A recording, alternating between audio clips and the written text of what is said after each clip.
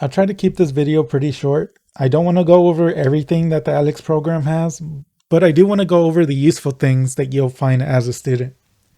So here's the main ALEKS webpage. This number in the center of the screen, that's how many topics you've completed. If you see a percentage next to the number, like I have right now, you don't really want to see that. You want to go ahead and click on the center of the circle to change it to a whole number. This number represents your current topic count. So this means that I've completed one lesson so far, or one topic. To access your topics, to actually work to bring this number up, all you have to do is click up here on Start My Path. Occasionally the lettering will change. Instead of saying Start My Path, it'll say something else. But to start on another topic, that's all you got to do. Just click on that and you'll be placed in a topic that the ALEKS program wants you to work on. Underneath this, you'll have time goals. So every week you're expected to put in 9 hours of work within the program. I know it might seem like a lot, but just keep in mind that this is only worth 2% of your grade. So far, I've had this program open for roughly 32 minutes. So it tells me I have 8 hours and 28 minutes remaining for the week. So don't worry too much about this time goals.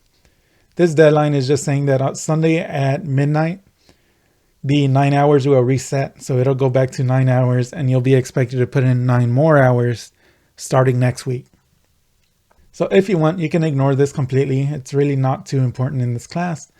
But this next thing is probably the most important thing on this page. So the pie progress, 25%, that refers to the amount of topics that you need to complete before your first test. So if you notice here, it says that I've completed 1 out of 97 topics. 97 topics is the amount of topics that you're expected to reach by February the 9th, which is your deadline for your first test. So in the morning at 8 a.m., you're expected to have those 97 topics completed. Then you'll have the rest of the day to actually complete the test.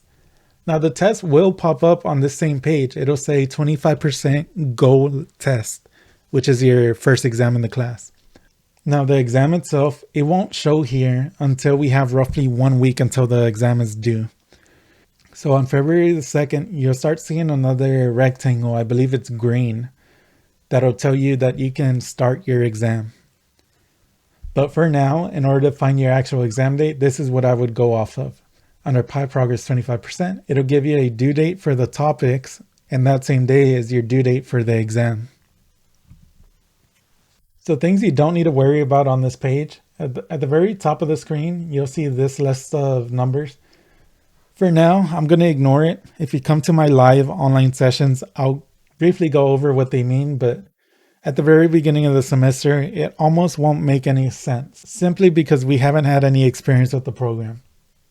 So it's okay if you ignore it.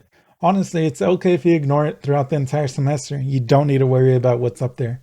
Only thing you need to worry about is this number in the center, your topic count, and then this due date under your pie progresses, which in this case, your due date is February 9th to complete 97 topics. Underneath this useless information, there's also a timeline. I can try explaining this, but just ignore it. This timeline doesn't really tell you anything.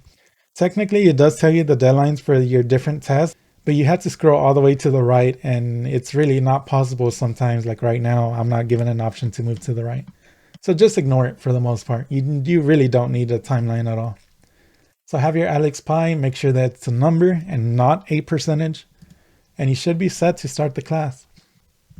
So to start on the actual topic, all you need to do is click on Start My Path, give it a second to load, and the very first thing it'll do is it'll give you an explanation over the current topic. Now in this case, my topic is adding 2-digit numbers without regrouping. So it gives me an explanation on how to do it, and then you got to click on Start at the bottom of the page. And you're just expected to repeat that same process on these problems. So it wants you to add these numbers together. If you get the problem right, you'll notice that up here, it gives you credit for one of those questions. Now the maximum amount of questions that the program should give you is 5, right? 1, 2, 3, 4, 5. But let's say that you get 2 problems correct in a row. So here, let's say we get this problem right. The answer is 74. You press check. Instead of it giving me credit for one problem, it gives me credit for two more problems. So if you do it one more time, if you get the next problem correct without getting it wrong at any point, so 49, then it'll fill in the rest of those two problems. So instead of having to do 5 individual problems, the program rewards you by lessening the amount of work you have to do, as long as you're getting the problems correct. So you press next, and at the bottom, you can kind of ignore this page. To be honest with you, the objective goal is completely useless. The progress goal, it does tell you how many topics you have left before your first test. In this case, I have 95 topics left to fulfill those 97 topics that I'm required. Then this time goal, again, to keep track of your time, this tells you how many hours that you put into the program this week.